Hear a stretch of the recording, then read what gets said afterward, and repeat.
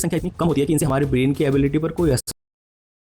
बनते हैं। और ज्यादा स्टडी करने पर यह पता चला कि हमारा ब्रेन डेली लगभग 700 टू 800 न्यूरॉन्स प्रोड्यूस करता है। न्यूरॉन्स की ये संख्या इतनी कम होती है कि इनसे हमारे ब्रेन की एबिलिटी पर कोई असर नहीं पड़ता। But according to doctor Brant Cortright के अनुसार ब्रेन में न्यूरोजेनेसिस के प्रोसेस को 5 गुना या उससे ज्यादा तक इंक्रीज किया जा सकता है, जिसके बारे में चेंजिंग बेनिफिट्स के बारे में तो हम सब जानते हैं। लेकिन क्या आप ये जानते हैं कि अलग अलग एक्सरसाइजेस का हमारे माइंड और बॉडी पर अलग अलग असर होता है। फॉर एग्जाम्पल, जब न्यूरो साइंटिस्ट ये रिसर्च कर रहे थे कि किस एक्सरसाइज को करने से हमारा ब्रेन सबसे ज्यादा न्यूरॉन्स प्रोड्यूस करता है, तो चौंका देने वाली फैक्ट सामने आए कि स्ट्रेंथ एक्सरसाइज जैसे कि जिम में वेट उठाना या स्ट्रेचिंग एक्सरसाइज से हमारा ब्रेन ना के बराबर न्यूरॉन्स प्रोड्यूस करता है, और वहीं एरोबिक एक्सरसाइज जैसे कि वॉकिंग के ब्रेन में सबसे ज्यादा न्यूरॉन्स प्रोड्यूस होते हैं। ये इंटरेस्टिंग फैक्ट मुझे इस टॉपिक की और गहराई में लेके गया तो कुछ चौंका देने वाली इन्फॉर्मेशन मेरे सामने आई, जैसे कि दुनिया में जितने भी ग्रेट माइंड हुए हैं, जैसे कि Leonardo da Vinci, Nikola Tesla, Swami Vivekananda, Albert Einstein, Beethoven, Charles Dickens, Charles Darwin, Steve Jobs या फिर ग्रेट फिलोसोफर गोथे, इन सब लोगों में एक बात कॉमन थी कि ये लोग मीलों तक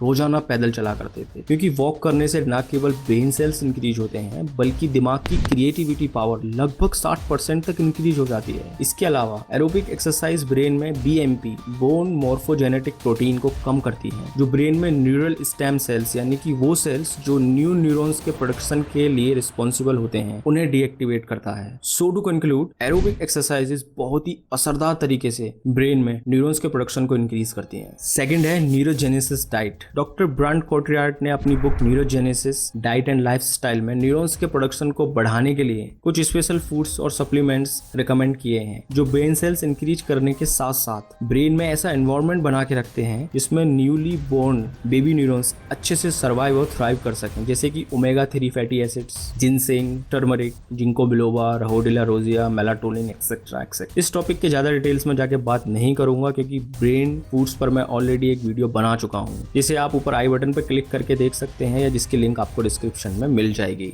थर्ड है मेडिटेशन। मेडिटेशन के बेनिफिट्स के बारे में ऐसा कहा जाता है कि वो एंडलेस हैं, और जब बात दिमाग के वेल बीइंग की आए तो आप मेडिटेशन को नेग्लेक्ट कर ही नहीं सकते। मेडिटेशन ही केवल ऐसा तरीका है जिसको करने से ब्रेन में न्यूरोजेनेसिस और न्यूरोप्लास्टिसिटी दोनों इंक्रीज होते हैं, क्योंकि मेडिटेशन के दौरान हमारे ब्रेन में कुछ इंपॉर्टेंट केमिकल्स रिलीज होते हैं, जैसे कि